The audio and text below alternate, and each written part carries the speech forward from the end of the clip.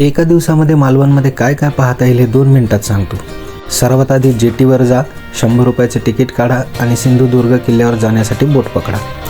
बोट थोडी हलते पण काळजी करू नका, सुखरूप किल्ल्यावर पोहोचवेल।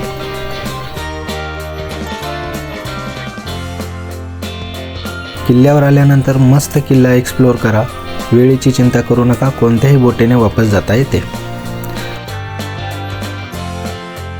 आणि हो, असे फोटो काढायला विसरू नका आणि लाईफ पार्टनर असेल तर तिला पण घ्या फोटोत, नाहीतर ट्रिपची वाट लागेल। किल्ला पाहून झाल्यानंतर राजकोटला या, छत्रपतींच्या चरणी नतमस्तक व्हा।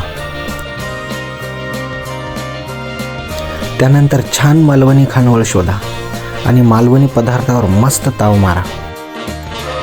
शेवटी जा रॉक गार्डनला, तिथे विविध वनस्पती बघा, दगड आणि लाटांचा संघर्ष बघा।